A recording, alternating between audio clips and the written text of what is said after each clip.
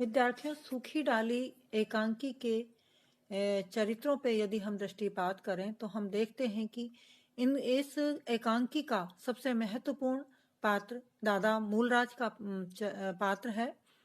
और इस दृष्टि से यदि देखा जाए तो उनकी विशेषताओं की दृष्टि से तो वही एकांकी के नायक भी ठहरते हैं। हम दादा की चरित्र की इन्हीं कुछ विशेषताओं पर यहाँ दृष्टिपात करेंगे। दादा के चरित्र की सबसे महत्वपूर्ण विशेषता है कि उनका व्यक्तित्व बड़ा ही प्रभावशाली है। वे वृद्ध व्यक्ति हैं, किंतु उनका शरीर अभी बहुत ज्यादा अशक्त या असमर्थ नहीं हुआ है। या जिस प्रकार से वृद्ध बहुत शरीर से बहुत कमजोर हो जाते हैं, कुछ भी करने में असमर्थ होते हैं, इस तरह का व्यक्तित्व और शारीरिक डीलडोल दादा मूलराज का नहीं है।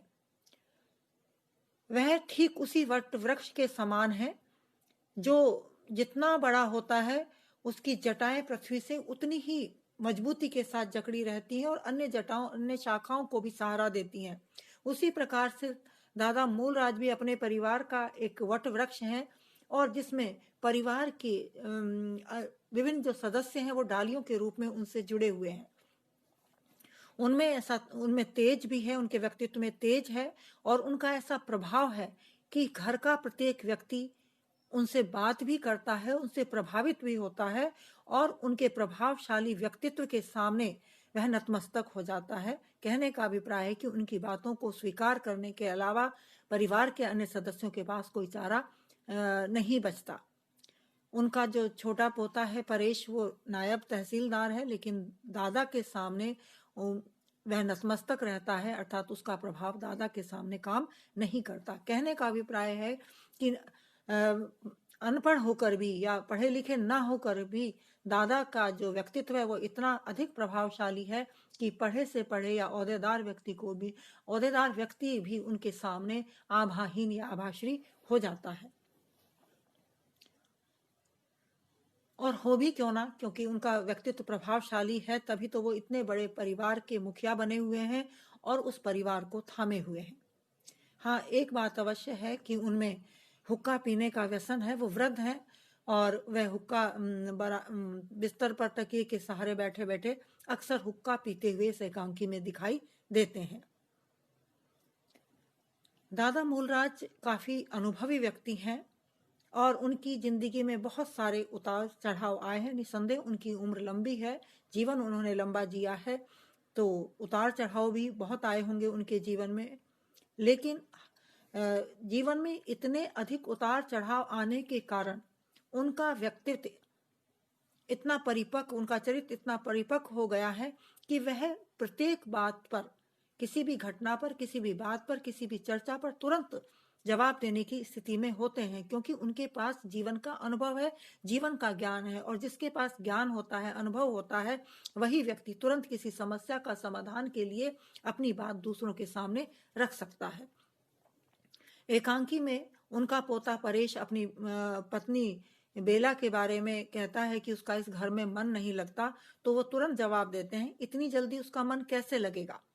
जब परेश कहता है कि वे मन लगाना ही नहीं चाहती, तो दादा कहते हैं कि हमें उसका मन लगाना चाहिए। यानी कि उसका मन नहीं लगता तो परिवार के सदस्यों का ये दायित्व बनता है कि जो नई आई बहू है उसका मन लगाने का प्रयास करें, उसे इस परिवार में ढालने का प्रयास करें। तो परेश के पास दादा की इस बात का कोई जवाब नहीं बनता और वो अंत में यही कहता है कि ठीक है, जैसा आप उचित समझें। इस प्रकार से वह अपनी प्रत्युत्पन्न मति के द्वारा सबकी बातों का जवाब देने की सामर्थ्य रखते हैं। इसके अतिरिक्त बेला है, वो खूब बोलती है, इंदु भी खूब बोलती है, लेकिन दादा के सामने सब निरुत्तर हो जाते हैं, क्योंकि उन्हें दादा के बात का जवाब कहीं सूझता ही नहीं है। दादा बड़े ही सूझबूझदार और समझदार व्यक्ति हैं। संयुक्त परिवार के वो मुखिया हैं और एक समझदार व्यक्ति ही इस दायित्व का निर्वाह कर सकता है। सामान्य व्यक्ति के बस में इतने बड़े परिवार को बांध करके रखना नहीं होता। दादा के पास अनुभव है, उनके पास सूझबूझ है, समझदारी है और वो प्रत्येक समस्या पर बड़ी गंभीरता से विचार कर सकते हैं, उसका समाधान खोजने के बारे में भी वो निरंतर चिंतन करते रहते हैं, सोचते रहते हैं। तभी वो समस्याओं का समाधान निकाल पाते हैं। जब बेला की समस्या उपस्थित होती है तो वो उस पर चिंतन मनन करते हैं और परेश को उस समस्या का समाधान करने के लिए उसको आदेश देते हैं कि बेला के साथ तुम जाओ और बाजार से सामान खरीद लाओ। यदि घर का सामान उसे पसंद नहीं है तो तुम्हें ही उसका रास्ता निकालना होगा। इस प्रकार से बड़े सूझबूझ वाले व्यक्ति हैं, बड़े स्पष्ट विचारों वाले व्यक्ति हैं। इस प्रकार स्पष्ट है कि दादा मूलराज एकांकी के नायक हैं। उनका व्यक्तित्व सबसे अधिक प्रभावशाली है। वे घर की पूरी देखभाल करते हैं, घर के मुखिया हैं और उनमें ऐसा गुण है जो एकांकी के समस्त चरित्रों को प्रभावित किए बिना नहीं रहता। और साथ ही साथ पाठक भी दादा मूलराज के विचारों से भली भांति उनके विचारों से, उनके सुझावों से और उनकी निर्णय क्षमता से प्रभावित हुए बिना नहीं रहते।